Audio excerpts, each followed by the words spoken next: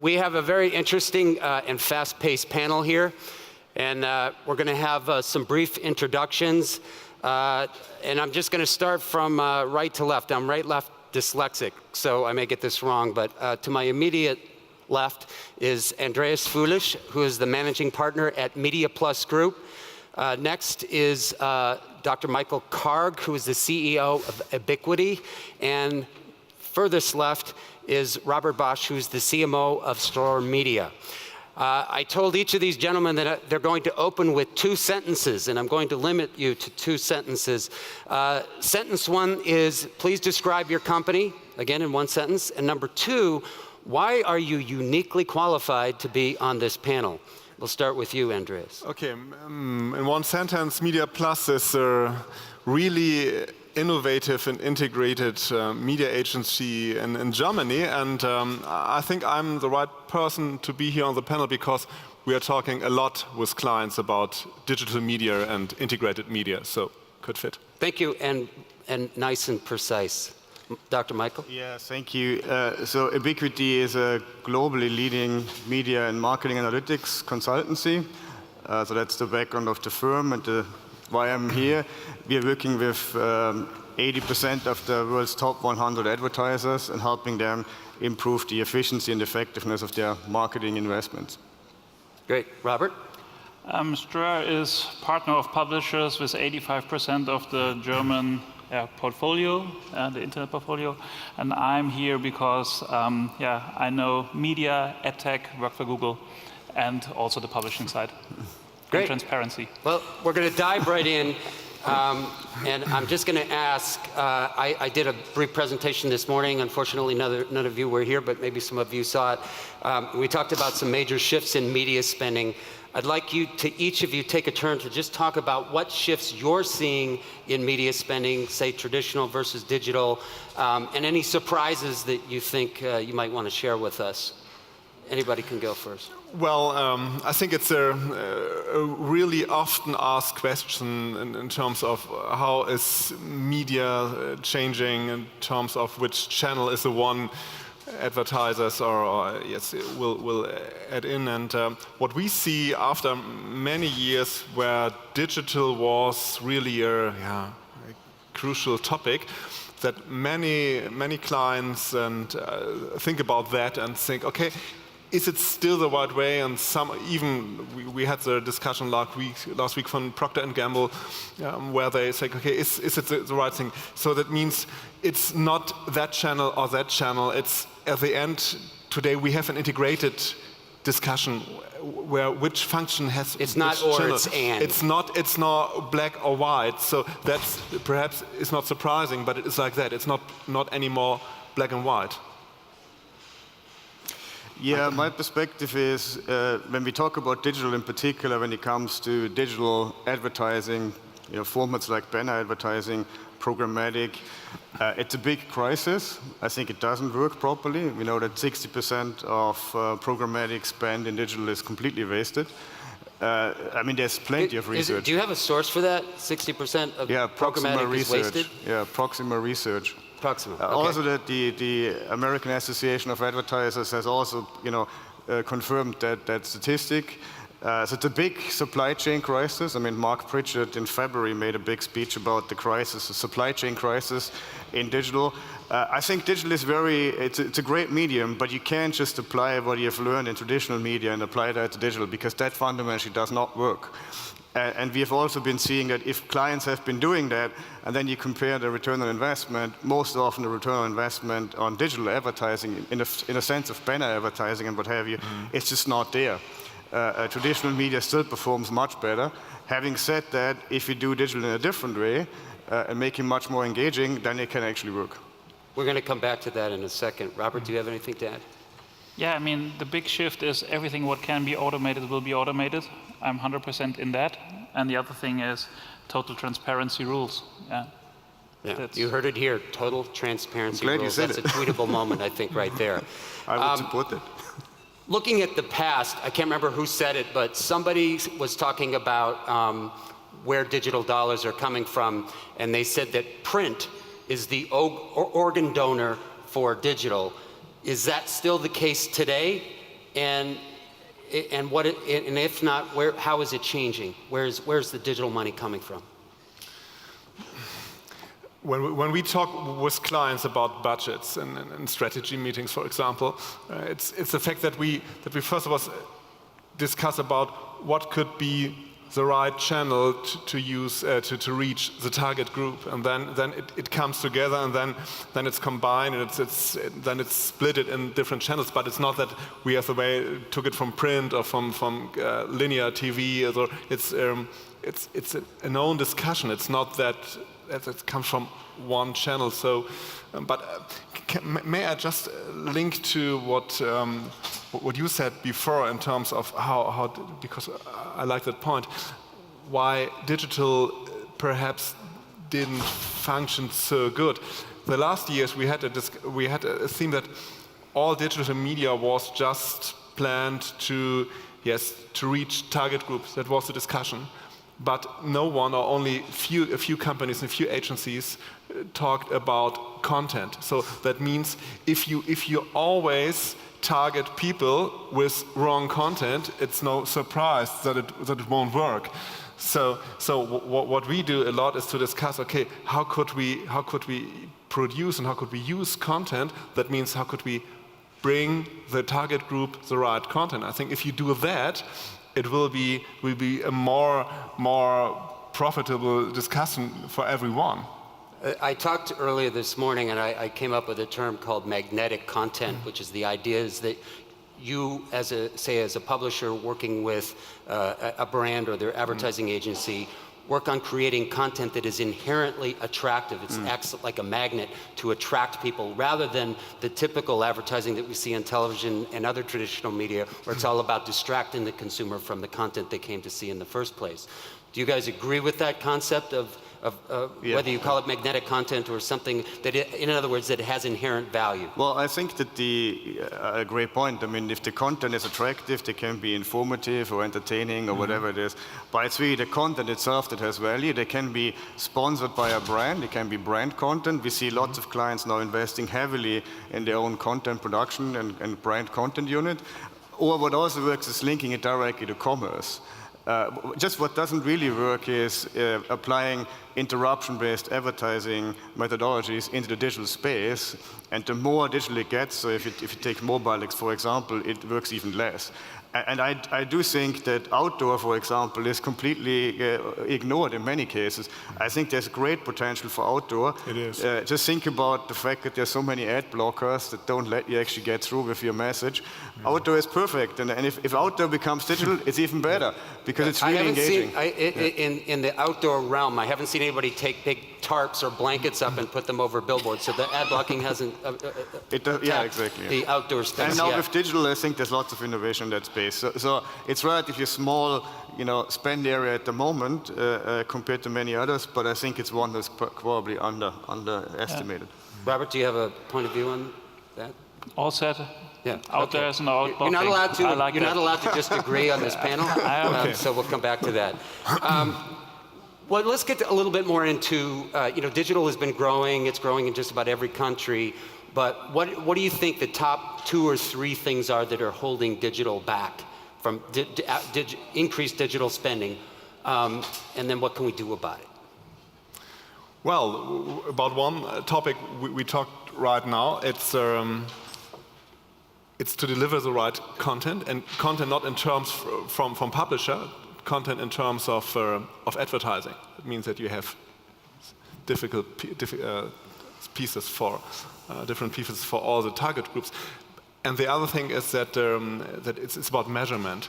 It's about, is the ad in digital, and it doesn't matter in which channel we're talking about, if it's typical ads or mobile, whatever. The question is it really delivered, and does it comes to the customer at the end of the day? And I think if we can together with the publishers and the networks can answer to that questions, it will be more important for the whole planning process. Then it becomes more relevant. Today it's a little bit sometimes where's my ad going to? Yeah. That's for my that's visibility. I was going to say it was roughly 50% of digital ads are not viewable is what For example. predominant statistic is.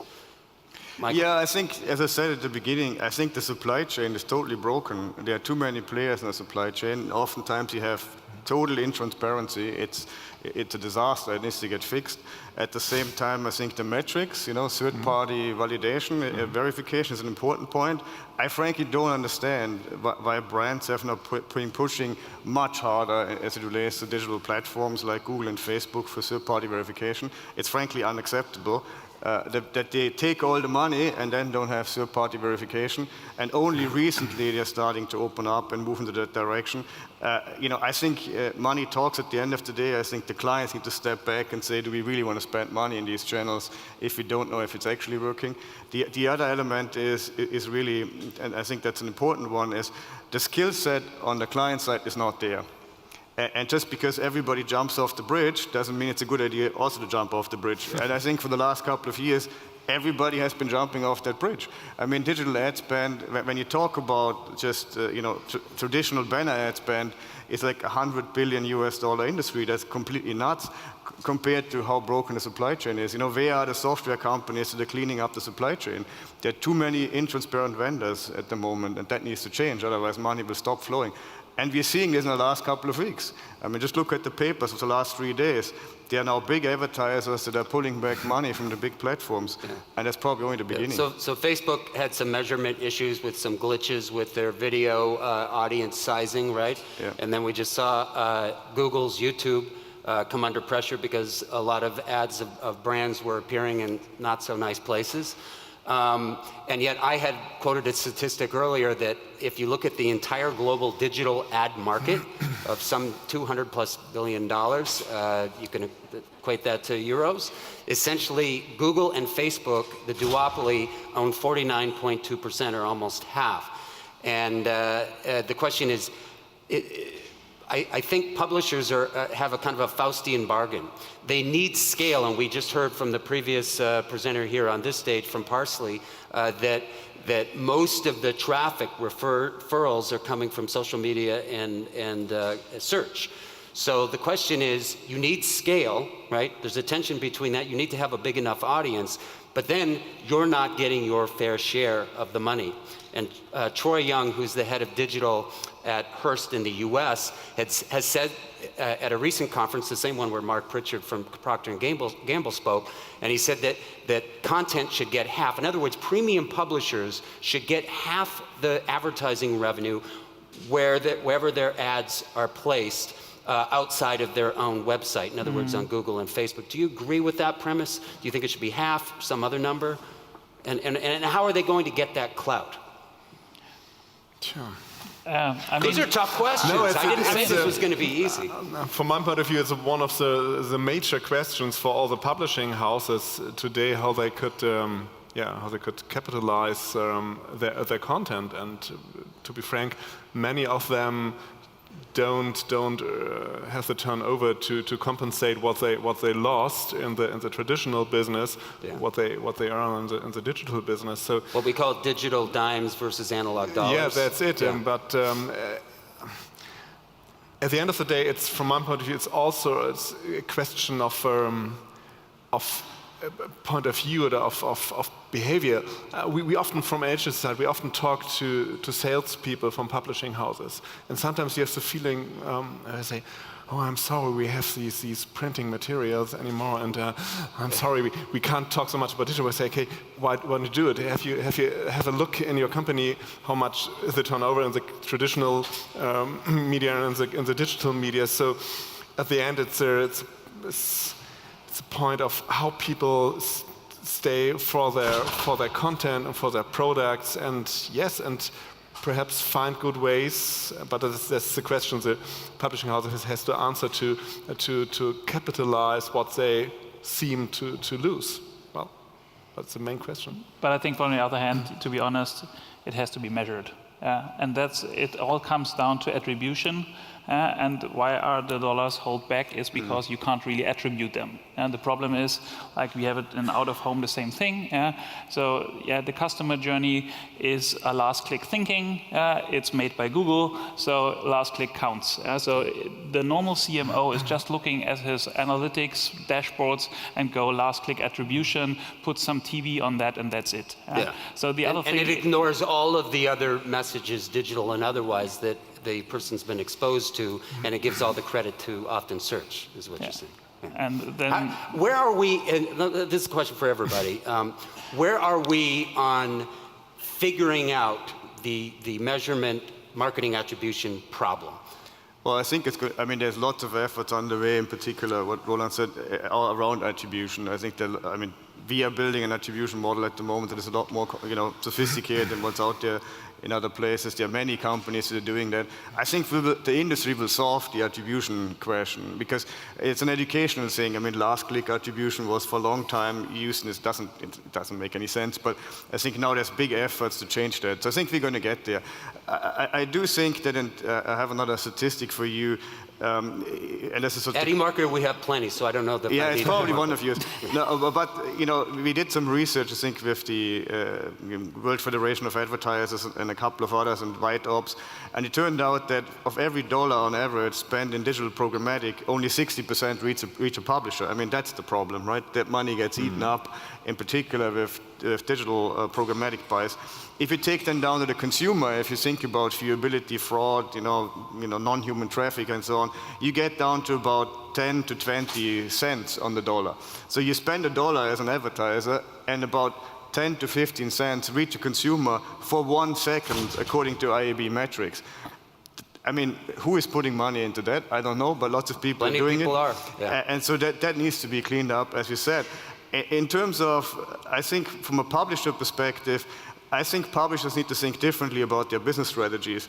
As I said before, and I mean, there in Germany, many examples where big brands are trying to do content production. The car manufacturers are building content houses. That's the skill set that the publishers have. The agencies, sorry, but the agencies don't have that skill set. Fast turnaround content production. Yes. Yeah. At very low cost. I mean, not like 500,000 euros TV commercial, but 10,000 euros daily updates. And I think that's where publishing houses need to think about how do I use my skill set in different ways. Yeah. And the other thing to consider is, I wouldn't necessarily assume that just by partnering with the internet platform is going to be the holy grail and that drives traffic. Yeah. Because just traffic is not good enough. Lots of publishers have made the mistake in doing clickbait sort of traffic attraction. That ruins the brand totally. I mean, it's from a consumer experience perspective, if you want to have high quality journalism and clickbait, clickbait ads on the bottom of it, it's a terrible consumer experience. I want to amplify a point that you just made, which is that, and we see this certainly in the US, companies like Hearst and Condé Nast and other consumer publishing companies are moving very quickly into building content studios so that they can create branded content. I'd like to talk more specifically and getting to your point about so much of the content or the advertising or whatever you want to call it is not good. As I pointed out in my earlier discussion, mobile advertising is particularly bad. Right after pop-ups, mobile comes up as the next thing on the kinds of ads that people dislike. Is there a solution for mobile advertising? And if so, what do you think it might be? What does it look like? Well, from my point of view, I have to return to the point I made before. It's a topic how the mobile ad is delivered and what people will see. If it is content that is made nice and people have fun to watch that ad, it will reach people. And if they will be annoyed from that, it won't work. So it's at the end of the day, it's a question between channel management and content management and the right platform. And I just like to return to the point what brings it to the advertiser. So we have today, or even I think many companies, we do the same, invest a lot in that data stuff. We at Mediaplus Group, we 2 years ago, we built up a team for business intelligence people. They're people I don't really know what they do because they're from other side of the world. But they're so intelligent people. And what we do there, we combine all the data we have, the data that is affordable in the market, the data from the clients. And when you bring all that together, and then you can see how advertising is really working. Then you can say, is it the right channel? Is it the right target group? How do the target group react? And is it the right advertising content you deliver? And if you have that on a database, then clients are able to say, okay, that works and that not. And to come back to your question in terms of mobile, if you care for that, it will help. But if you do it like in the past to say, okay, we deliver, I don't care about it won't work. So it's a question of quality at the end of the day. Michael, Robert, any thoughts on mobile? Native and relevant. Native and relevant. Can you expand on that? Yeah, it must be a very native ad which feels comfortable, and it must be relevant. So that's the thing that you have to produce. And the agency should just be paid for that. Yeah. Well, I think on the user experience on mobile is typically service-oriented. So if it's not a service, it doesn't work. I mean, that's how the applications work, right? So if you have to integrate your brand into commerce opportunities and develop a service that works on top of that, I think that's critical. Oh, it's entertaining. That always works. Like a good, funny video, that always works. But I think if you really want to monetize it, don't think about advertising, think about commerce opportunities and integrate these commerce opportunities, frankly, not with Facebook, integrate it into WhatsApp as a commerce opportunity, because that is where real value is. And if you look at the statistics, let's just be data focused.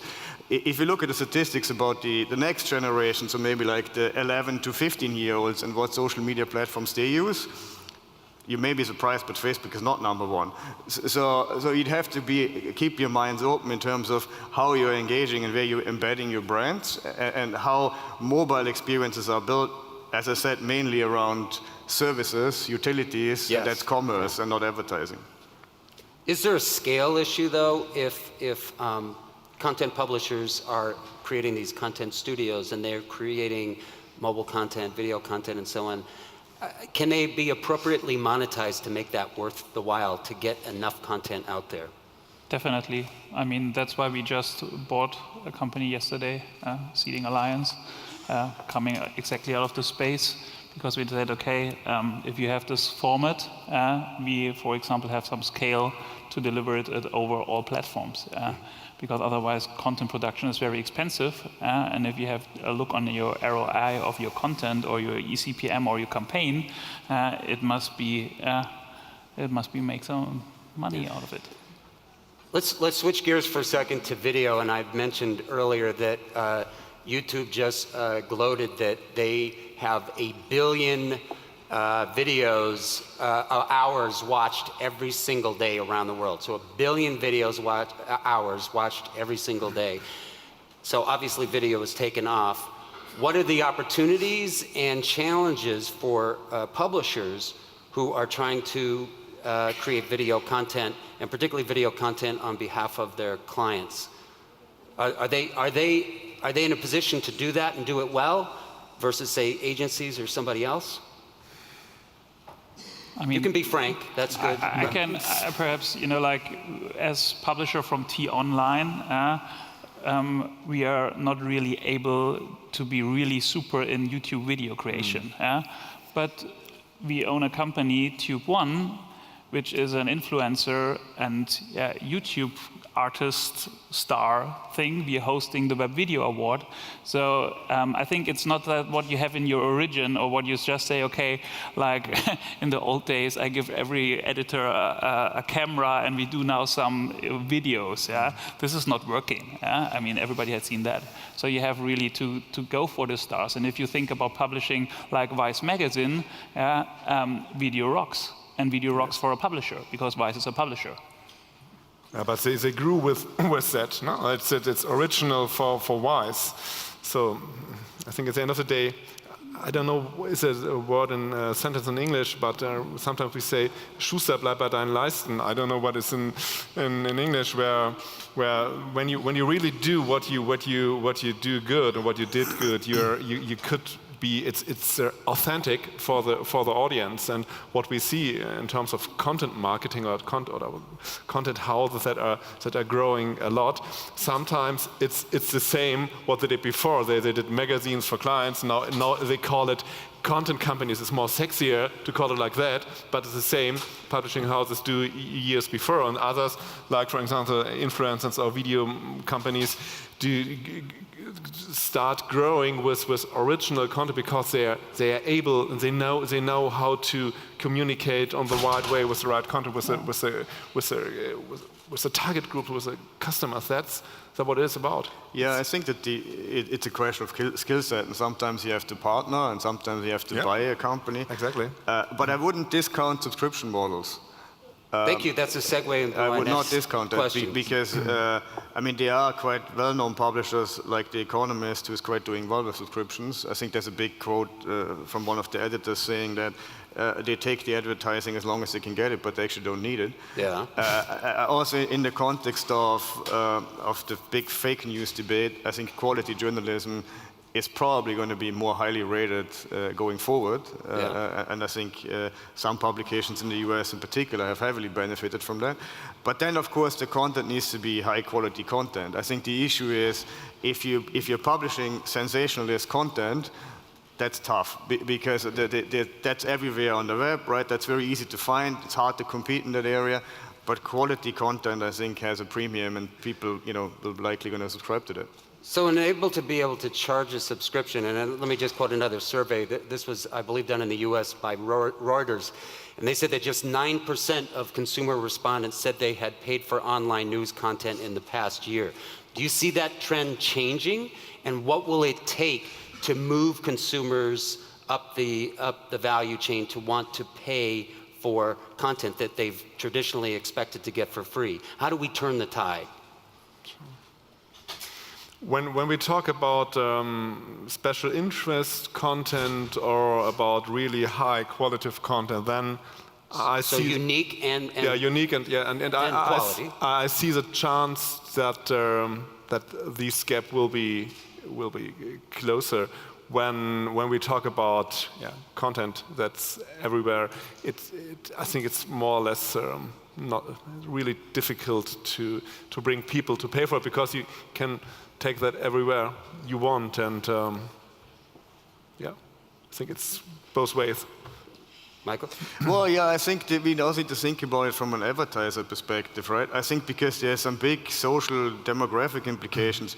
If the people who can afford it or want to afford it to buy a subscription and then pay advertising-free content, so if you're subscribing to one of those platforms like Netflix or any of the video platforms, or it could be also in print publishing, or you may subscribe to the Wall Street Journal without advertising content, and then you pay for that. The big question is, how do you then reach the audiences with lower incomes that take the for-free version?